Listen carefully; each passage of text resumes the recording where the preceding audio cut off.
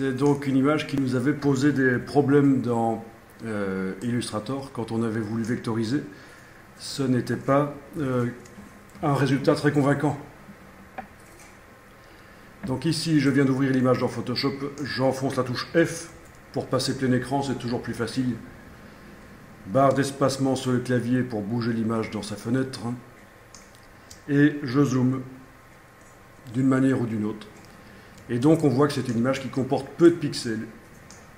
Combien de pixels est-ce qu'elle comporte? On peut aller le voir de différentes manières. Image, taille de l'image. Image, taille de l'image. Et on voit qu'elle ne comporte que 213 pixels en largeur, 237 en hauteur.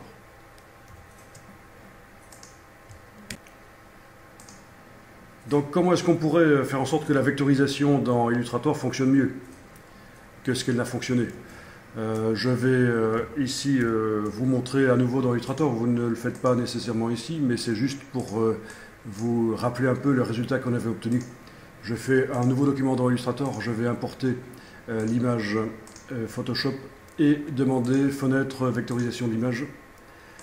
Donc je coche la case aperçue.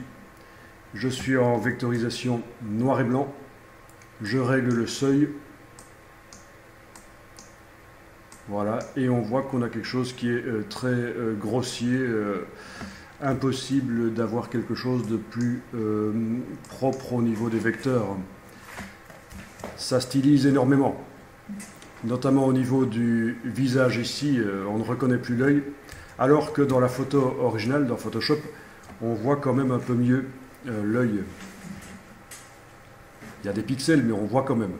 Alors la solution est de multiplier les pixels dans Photoshop avant d'amener dans Illustrator.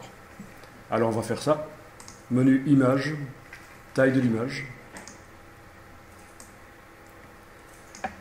Dans la boîte taille de l'image, vous avez rééchantillonnage qui est coché.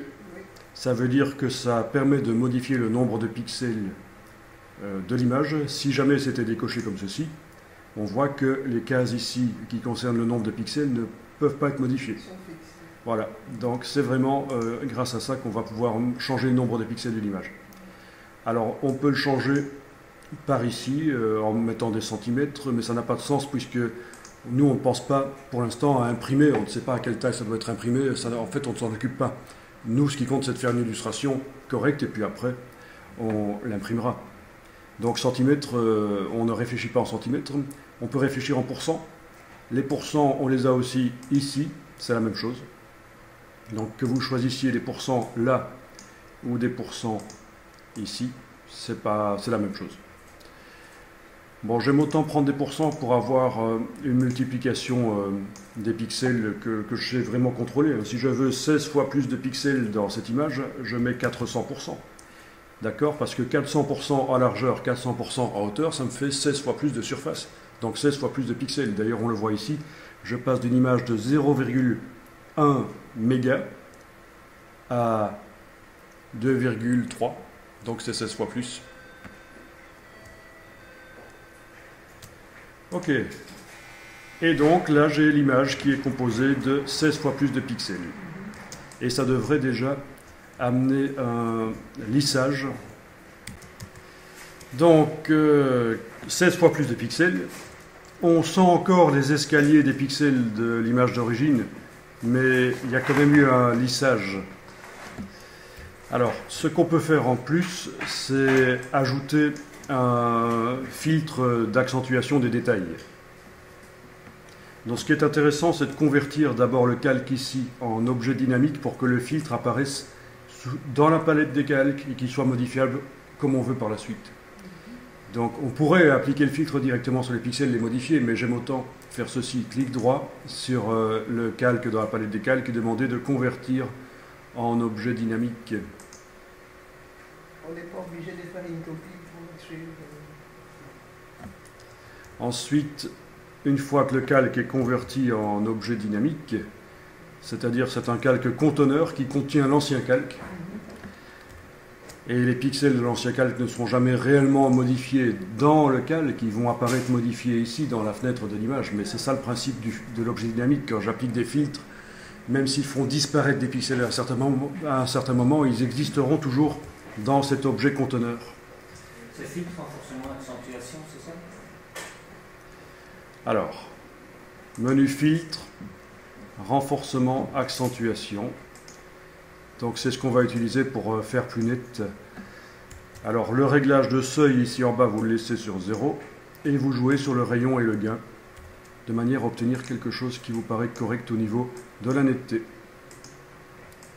Voilà.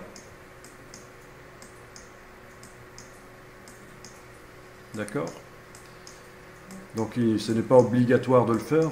La vectorisation d'Illustrator pourrait éventuellement fonctionner, même si on ne fait pas ça.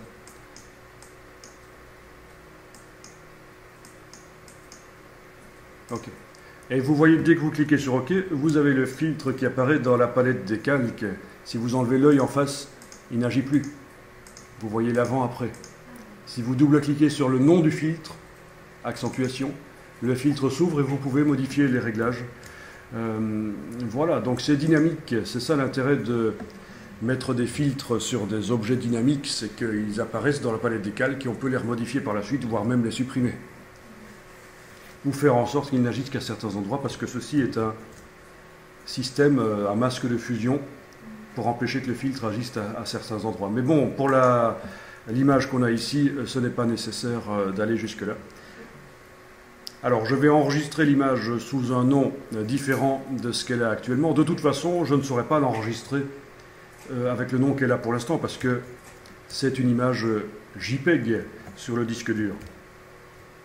Et je viens de faire dans Photoshop des choses qui sont spécifiques à Photoshop, donc je suis obligé de l'enregistrer au format Photoshop. Si je la voulais au format JPEG, il faudrait que je réduise ça, que j'aplatisse, oui, que je supprime tous ces dynamismes. Alors, fichier enregistré sous.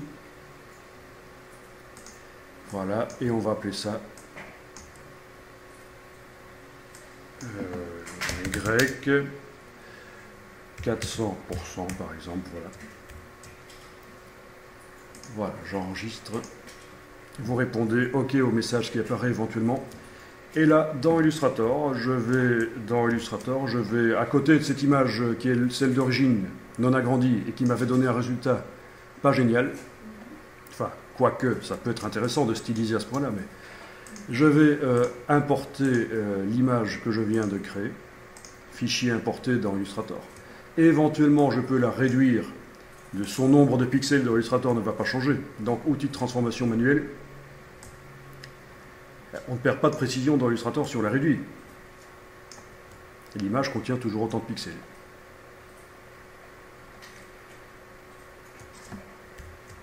Et je vais tenter une vectorisation donc, de cette image qui est sélectionnée. Dans le panneau vectorisation, je coche la case aperçue. Voilà. Et déjà là, c'est pas mal, mais je n'ai pas encore joué sur le seuil. Donc je peux jouer ici sur le réglage de seuil pour tester différentes transformations. Donc ça veut dire le réglage de seuil, je suis en train de décider, dans l'image originale, il y a des pixels blancs, des noirs et des gris aussi. Il y a des parasites. Si je regarde l'image originale dans Photoshop, voilà, on voit qu'il y a des pixels gris. Et puis le flou sur le bord des lignes, c'est du gris aussi. Donc avec le réglage de seuil ici, je suis en train de décider quel est le gris qui devient blanc et à côté, à droite ça devient noir, à gauche ça devient blanc. Bon, c'est l'inverse, à droite ça devient blanc, à gauche ça devient noir. Donc c'est ça le seuil. Voilà, et à un certain moment, j'arrive, dirait-on, à avoir quelque chose qui est pas mal au niveau résultat. En tout cas, par rapport au précédent, c'est beaucoup mieux. Voilà, donc il suffisait de multiplier les pixels dans Photoshop avant de vectoriser dans Illustrator. Donc, très bonne astuce à connaître. Alors, si vous vous souvenez, hier, on a vu comment faire de la peinture dynamique. C'était avec cette image, d'ailleurs, qu'on avait essayé. Avec celle-là, en fait. Bon, alors, nous avions fait ça sur une image décomposée. C'est-à-dire, j'avais fait menu objet décomposé. OK. et les vecteurs apparaissent à ce moment-là. Il y avait même un cadre qu'il fallait supprimer avec la flèche blanche. Eh bien, je vais ici tester la peinture dynamique sur la vectorisation. Donc je reviens en arrière, CTRL Z, jusqu'à ce que je revoie la diagonale de l'image, puisqu'il s'agit d'une image liée. Et normalement, il est possible de faire une peinture dynamique sur une image vectorisée, mais pas encore décomposée. Donc c'est-à-dire que je pourrais à tout moment, après avoir fait ma peinture dynamique, peut-être retourner dans le panneau de vectorisation, aller modifier des paramètres. Alors, l'image est bien sélectionnée. Je vais dans le menu Objet, Peinture dynamique. Ah, là il ne veut pas. Eh bien, donc c'est peut-être parce qu'elle n'est pas incorporée. Alors, voyons un peu dans la palette lien. Menu Fenêtre, Lien. Menu Fenêtre, Lien. Je vais donc indiquer que j'incorpore l'image. Donc, menu de la palette Lien. Image incorporée. OK. En plus, j'ai oublié quelque chose dans la vectorisation. J'ai oublié de cocher « Ignorer le blanc ». Ah oui, hein. Donc voilà, heureusement qu'on ne l'a pas décomposé, la vectorisation. On aurait eu des pixels, des formes blanches. Bon, alors la peinture dynamique ne veut toujours pas s'appliquer sur cette image vectorisée. Donc, bizarrement, avant, Illustrator le permettait, et là, visiblement, il ne le permet pas. Bon, c'est pas grave, je ne vais pas faire la peinture dynamique sur la version encore vectorisée, mais en tout cas, ce qui est sûr, c'est que ici, je dois aller... D'abord, je vais afficher le damier de transparence. Menu affichage, afficher le damier de transparence. Voilà. Donc, je vois qu'il y a du blanc autour de mon personnage. Ensuite, je vais dans le panneau vectorisation l'image et dans les paramètres avancés, je vais cocher ce que j'ai oublié de cocher tout à l'heure, ignorer le blanc. Voilà, donc comme ça j'ai vraiment un personnage sans fond blanc, j'ai pas besoin des fonds blancs autour. Alors, pour répondre à votre question, donc vous dites que vous n'arrivez pas avec la flèche noire à prendre l'image comme ceci et la bouger. Par contre, si vous la prenez par son bord, oui, ça marche. Pourquoi? Vous n'avez pas une petite idée? C'est parce qu'on a encore du plan de travail peut-être. C'est parce que dans les préférences d'Illustrator, hier, nous avons été changer quelque chose. Donc vous allez sur PC dans Édition Préférences, ici sur Mac dans Illustrator Préférences, Sélection et affichage des points d'ancrage, et on avait été décoché, vous aviez été coché, vous, ceci. Chez moi, c'est pas coché, c'est pour ça que je sais prendre l'image par son centre et la bouger. Mais si ceci est coché chez vous, voilà. Donc vous décochez ça. Donc c'est quelque chose d'utile. Ceci, le cocher ou le décocher, en fonction de ce qu'on veut faire. Mais il faut penser à ça. Et oui, les pièges. Comment vous y avez pensé? Bah, j'y ai pensé parce que je connais Illustrator. Ben oui. C'est dingue. C'est la différence entre quelqu'un qui a étudié Illustrator et quelqu'un qui ne l'a pas encore étudié. Donc, voilà. C'est rassurant quelque part. Le premier venu, le neveu du libraire, ne sait pas s'improviser infographiste sur Illustrator et arriver à des bons résultats. Et pas sur une soirée, certainement. Il va coincer régulièrement, en fait. Donc c'est ce qui fait les compétences des infographistes. Ils accumulent des compétences au fil des années et généralement, ils arrivent à sortir de problèmes d'une manière ou d'une autre. Soit en réfléchissant, soit via Google, soit... en faisant appel à des collègues, soit en faisant autrement. Bah oui. L'important, c'est de bien travailler. Donc ici, visiblement, obligation de décomposer la vectorisation pour arriver à faire une peinture dynamique. Donc menu, peut-être que je vais dupliquer le calque ou dupliquer l'image pour garder une version vectorisée au cas où. Ce serait une bonne idée, oui, je vais carrément dupliquer le calque. Tant pis, s'il y a l'autre image qui est aussi dessus, c'est pas un drame. Donc je vais prendre la vignette du calque, l'amener sur le bloc de feuilles. Voilà, j'ai la copie et je vais par exemple verrouiller l'original et enlever l'œil surtout, c'est important, sinon ça va parasiter et continuer à s'afficher. Et je travaille sur la copie et particulièrement sur l'image en meilleure qualité. Donc, l'autre, je pourrais même la supprimer de ce calque-là. C'était juste un exemple. Voilà. Donc sur le calque 1 copie, je n'ai plus que mon image de bonne qualité. Bien, donc je vais décomposer la vectorisation. L'image doit être sélectionnée. J'ai plus les diagonales, je vous rappelle, parce que j'ai fait un petit test tout à l'heure, j'ai incorporé l'image.